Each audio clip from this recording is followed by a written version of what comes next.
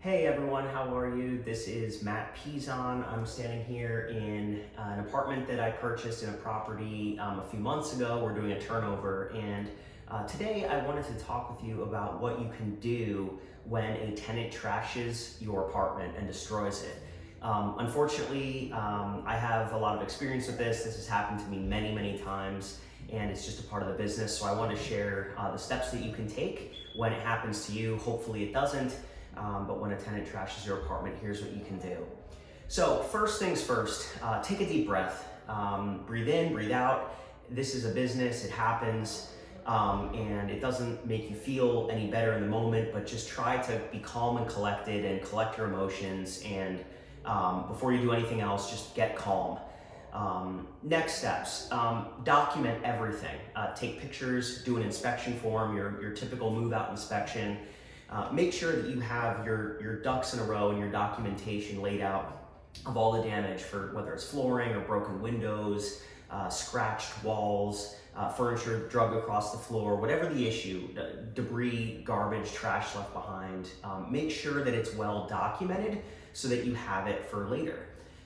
The next thing, talk to the tenant. Make sure, again, following step one, make sure you're calm and collected, but talk with the resident. If they left a lot of debris, maybe they were coming back for it.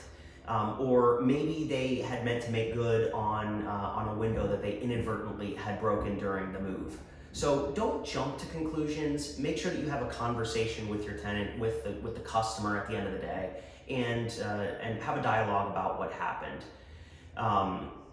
If you don't get anywhere having a conversation, the tenant refuses to make repairs, at that point you can, now this is Pennsylvania that I'm speaking about, but you can deduct the repairs and any cleaning or haul out fees from the security deposit that your tenant put down at the start of the lease. Make sure you follow the rules, make sure you do it properly, and you issue a disposition letter to the tenant stating what the deductions were for, what the total amount of the security deposit was, and any difference is what the amount is that's refunded to the tenant.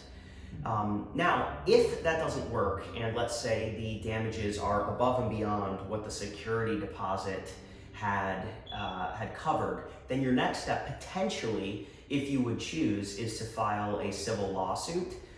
Personally, I haven't done this myself just because I haven't, it's very unlikely to collect in a situation like that, or even find the resident, but it is an option, especially if they provide a forwarding address. That's a little bit difficult, and again, hopefully you're doing your tenant screening on the front end so that you never get there, but filing a lawsuit, a civil suit, is an option. Now, let's say that the tenant hasn't moved out yet, but they are just totally trashing the property and they're living in the property. They're breaking windows, they're damaging fixtures, they're causing problems. At that point, based on your lease, you should be able to file for eviction because the tenant is not taking care of the property, they're not doing the maintenance that they need to do, or they're actively destroying property, in which case that would be a violation of the lease, and you could take the tenant to court for violation of the lease due to the destruction of your property.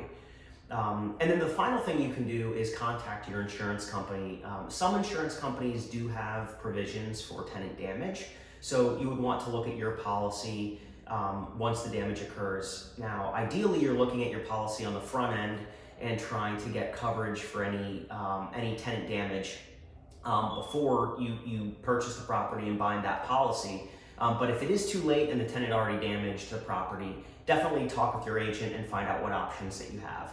So number one, I'll recap and then we'll sign off for this video. Number one, please stay calm. It is not the end of the world. No one's hurt. Breathe in, breathe out. Next, document everything. Number three, talk to the tenant and try to come to some mutual solution. Next, withhold the portion of the security deposit that applies to the damages. Next, consider filing a civil lawsuit to recover your damages. If the tenant is still living in the property, you can file for eviction. And lastly, contact your insurance agent. I hope you never find yourself in the situation where your tenant has destroyed your property. It's not fun, it doesn't feel good, but if you do, hopefully these steps can be beneficial to you. Good luck, and talk to you next time. Bye.